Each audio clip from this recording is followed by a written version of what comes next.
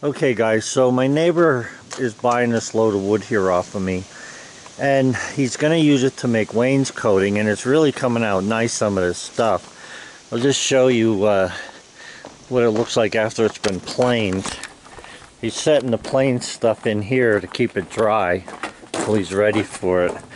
But it actually looks pretty nice. This is pine here mainly that we're looking at, but there's also white ash here.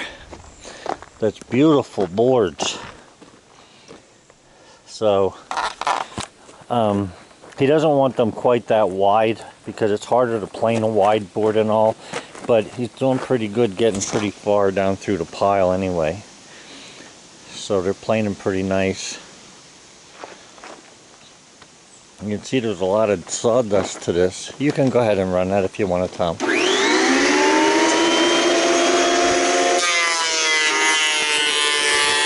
So anyway, that's the same planer. Just let me sit down here for a second so I can talk. That's the same planer that I've had for 3 years. Now I just put a new roller on it because the roller had come apart.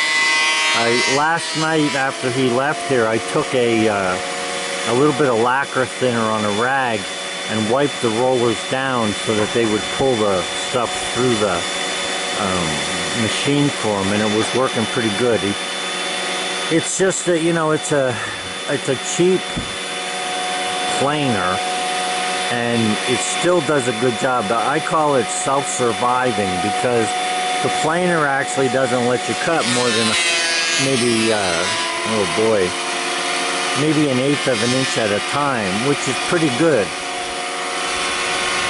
Now sometimes he gets a little nervous about, you know, running through. Like you see now it's cutting.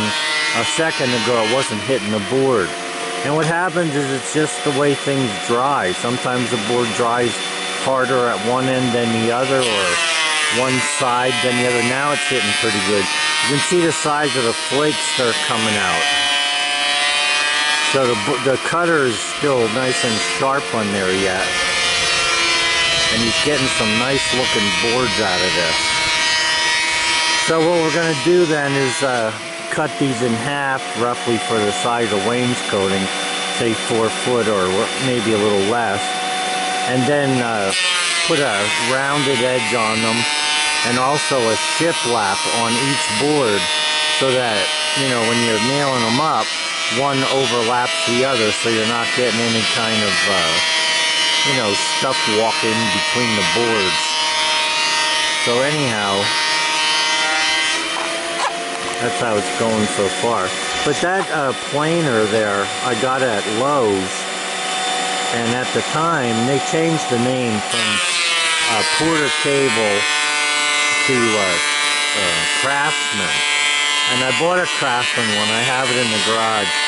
It's exactly the same thing. It does the same exact cutting, same settings. The only difference is the handle's shaped different on the top and the name, and it's painted red and black instead of gray and black. But probably somewhere made in China anyway.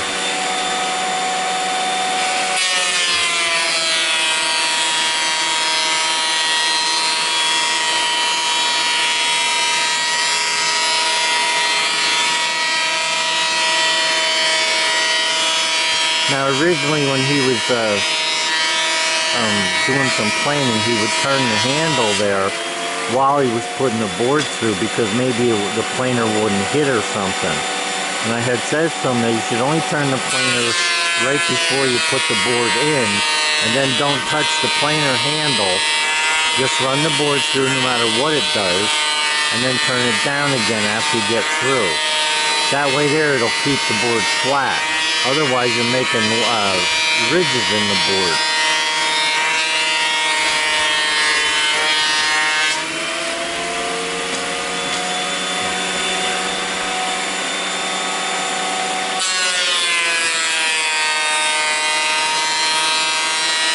I'll tell you one thing, when you look at the price of this stuff and you price it out at the store, it's crazy what they're asking for these things. That roofing that I cut yesterday or not roofing, but siding. It's laying there because I need to cut one more log for the guy. That siding is $24 a board, and that's for pine at the Home Depot. That's ridiculous.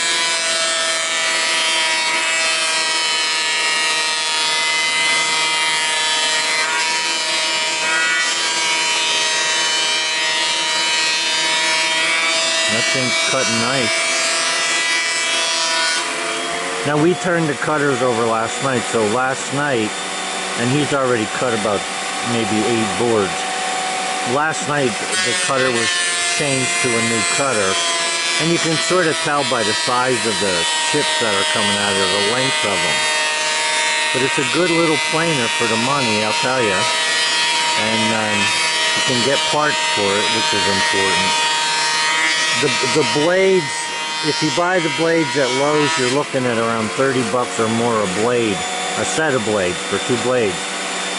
I found a place where I can buy them and they come directly from China. They're like, I think $18 for 2 blades. And there's no shipping on it, which is utterly ridiculous, but that's what it is.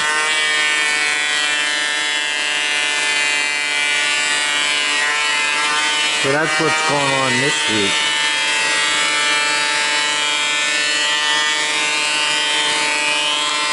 So the pile he has there, let me see, 1, 2, 3, 4, 5, 6, 7, 8, 9, 10, 11, 12, 13. There were 16 layers on there just a little bit ago, so he's gotten down pretty far already. See how that's running through without cutting. And he may not have turned it down too far, it's just cutting at the very end. And that's good. The way he's turning a little bit at a time is what works best on this planer. Then I don't have to worry about it getting beat up or burned up.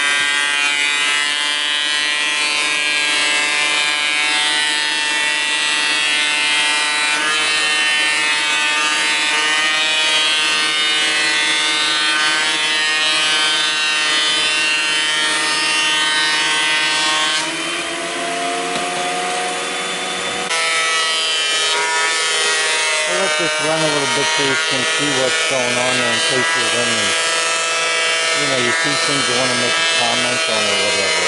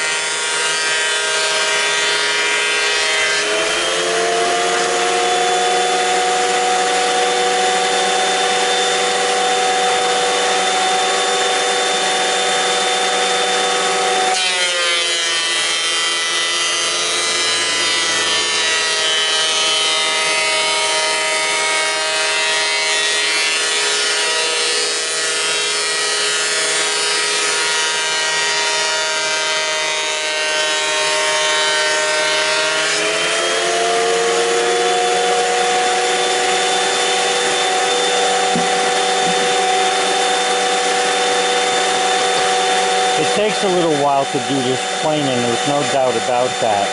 But the good thing about it is that you got such a nice board when you're finished. He's planing on mainly one side and leaving the other side go because it's, you know, nailing against the wall, which isn't really hurting anything either.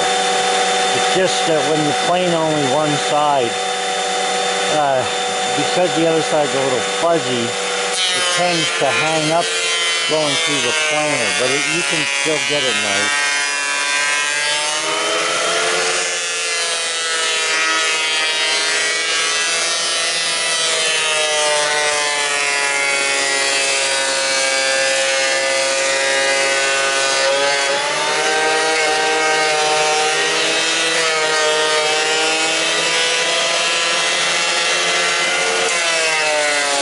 And you can see that one there was a little thicker at the one end.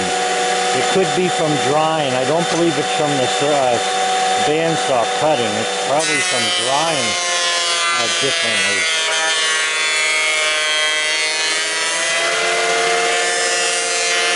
And sometimes they hit the roller going out. Sometimes they're right on. Sometimes they're way above because the boards have different shapes to them a little bit. You got to be able to deal with that and contend with it, and if you can't, then, you know, you're really not a woodworker.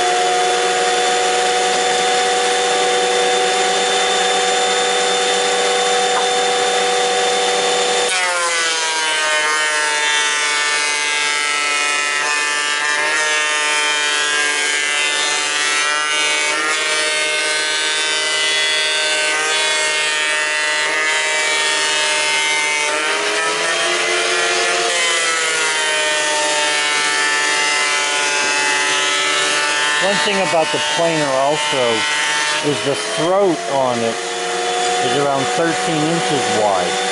So you can cut a 1x12, but really he should be working across the whole blade. Because if you stay in one spot, like you're staying to the right it seems, you end up wearing the blade out on one side. Now I hand sharpen these blades. It takes me a little while to get them the way I want them, but I can hand sharpen them enough to do some pretty good cutting.